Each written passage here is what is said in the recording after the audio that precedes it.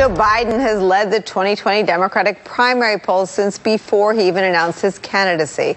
The latest poll showing him with a 12-point lead. And with the first debates less than 3 weeks away, his competitors are going on the offense, drawing increasingly sharper policy contrasts with the former vice president. But as the New York Times highlights, quote, "You'd be forgiven if you missed it, because they almost never mention Mr. Biden by name." His opponents have begun the delicate footwork of going on the attack without appearing as the aggressor, turning to euphemisms, translucent critiques, and at times all but winking. They are hoping the voters and news media will pick up on their implicit message in a way that doesn't also sully them in the process the tables back. Is this smart? Is this the way to go? This feels like a ground game, because you talk to voters, they like Biden a lot more than the political press would suggest. No, I think it is smart. Not only the fact that a lot of the voters like Biden, the fact that they dislike Trump so, right, that they don't want anyone to try and get any distraction from what is perceived as the enemy, which is Trump. And I think that people are being very careful, I'm talking about the candidates, not to appear to be the one that breaks rank. The real test is going to be at the debates, because how are you going to distinguish yourself, especially if you're on the stage with Biden, without, especially if you're one of these that are doing very low in the polls. How does anybody even remember you're there unless you throw a Hail Mary?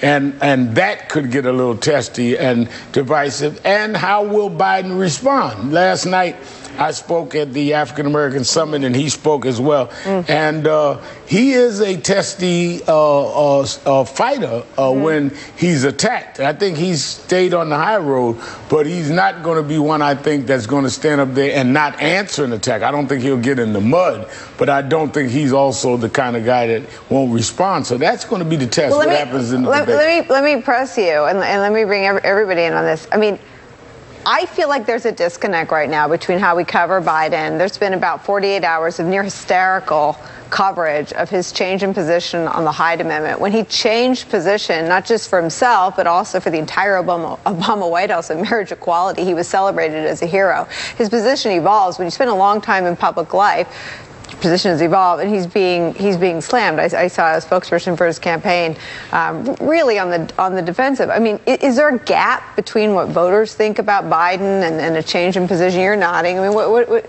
Yeah. So literally, I've had these conversations with members of Team Biden. It's like, look, in the real world, my friends in Ohio, North Carolina, Georgia, who don't do this on a regular basis, they don't care about the Hyde Act. Yeah. They don't care about the 1994 crime bill. They just think he's Uncle Joe. They think he's a nice guy. Can I be crude? They don't care about Anita Hill. No, they don't care about any of those things. I'm not saying they should. No judgment. Yeah. But voter mentality. They look at Biden. Exactly. They like the message. They like the legacy. And they like what you just described. They like the fighter. Yeah, they like the fighter. And here's the thing. People are forgetting what he did to Paul Ryan. Okay, he took down a kid half his age, right, and was very good in those debates. So you can't just go for Joe Biden in these debates. He will be able to defend himself. I'm actually kind of curious, when everyone's making these sort of vague, okay, well, we can't go into the past, we can't into the future. I'm wondering who's going to be the John Kasich, who's going to be the Dick Gephardt, who's going to take the suicide pact and be like, you know what, I'm not winning, I'm just going to go straight for him in the debate, because someone's going to make that decision. How he responds to that person, I think, will sort of determine whether Elizabeth Warren or Kamala Harris or anybody else does. I think that there are voters and there are voters, right? The Democratic nominating electorate is, we talk about, well, people say this, people that, well, the Democratic nominating electorate is to the left of where Joe Biden is on a lot of issues historically. That is a fact. There's no doubt about it. That doesn't mean he can't be the Democratic nominee for a lot of other reasons, because people think he's the best one to take on Trump, whatever. He could run the table and become the Democratic nominee. But the question going into this has always been, when the party has moved as far as it has to the left, especially at the activist level, whether this series of issues on which Biden is to the right of them, whether that was going to be a problem. This is the first time when that has become a problem. It's not going to be the last. You saw Seth Moulton with the tweet today. Now it's Seth Moulton. He's at 0% of the polls. He's not even going to be qualified for the debate. But when he made that point, which is the point that all these Democrats are making, welcome, you're on the right side now, the Hyde Amendment, great. What about the Iraq War? Now, the Iraq War took down Hillary Clinton against Barack Obama in 2008. And, you could say there are a lot of Democrats who were for the Iraq War. But in the Democratic nominating electorate, that was the main thing.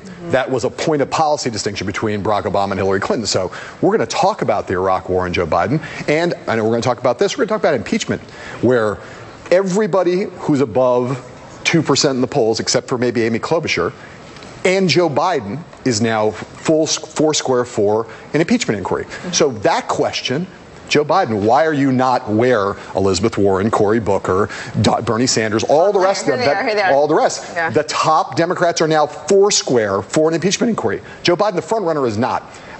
He's going to get questions about the Iraq War. Is he going to change his position? He's going to get pushed on this. This is a dynamic that's going to play out, and it is going to be the central political challenge for Joe Biden to confront. I think he did fine this week, and I don't think it's going to hurt him at all. But I will tell you that this is the thing for months going forward. Whether he's attacked directly or attacked obliquely, he's going to be answering questions over and over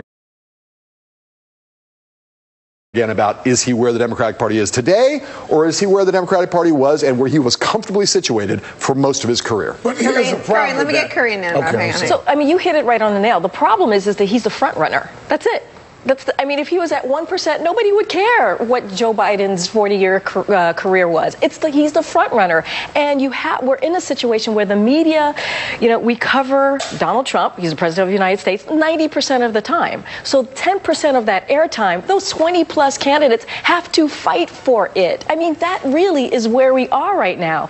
And so you have, and the other reason why he's the front runner is because people want to beat Donald Trump. They believe that Joe Biden is going to do that. They remember the legacy of Obama. It makes them feel good. It brings them back to a certain time. And I do have to give him credit. He did the right thing by going back on the Hyde Amendment. It really, really is. Because you have to remember, women came out in 2018, and women are going to play a big role, in particular, black women. So that was a right move for him. And if he's talking about white working class, and he's trying to hold on to that African-American base, he can't be for the Hyde Amendment. No, and he did it well. He did it last night at the dinner I referred to. But I think we're missing one thing, because I've been on that stage in the presidential debates. It is not just which questions are raised. It's who raises them. Sure. Right. Because if you have somebody that people don't see as having standing or familiarity, they don't care what they raise. They don't know who some of these people are. And they're looking at Joe Biden, Barack Obama's vice president, who was there and got the gay marriage through, and this, that, and the other, and this is a big effing deal with health care. And some guy or lady they never heard of is trying to beat up on Uncle Joe, who was with Barack. That's the problem. You've got to remember, when Barack Obama took on Hillary Clinton had a lot of unfavorables, and Barack Obama was the rising star, black in the Senate. He had stature. You don't have everybody getting on that stage that has a stature to take a punch at anything other than somebody in the audience, and they hope they don't do that. But you saw it this week when all of them put themselves on the side of the Hyde Amendment. Not any of them has Joe Biden's stature, but when all of them this week said, we're for repealing the Hyde Amendment, we're not for the Hyde Amendment, he moved. But I don't think he moved because of them. I think he moved because of what Karine said, because of black women, which is why he waited. Which is why Johnny waited and changed in front of the African American summit last night. Exactly. He did not respond to the camera. He went in that black audience. He had a script, and he says, before I do that, and he put the script down and he started talking about the Hyde Amendment, which is where he should have played. He didn't respond to them. Yeah, he didn't care about that. Last word. Yeah, so Joe Biden is, as Karine said, he is the front runner, but his biggest concern right now, in the midst of all this, is what happens when you become Mr. Inevitable, right? The first time you screw up is when you really fall off the cliff, and that's what happened to Hillary Clinton. He has to, the biggest danger he's got right now, he has to look like he's still working for this, because if he looks like he's going to coast, people will come after him, even within the activist community and on the ground in key primary states. All right. No one's going anywhere. Don't worry. Don't worry. We just had this. They won't come after Karine's on the stage. Thank you. I was waiting for us to get it in there. I was biding my time. I was like, you got it first, man. You got it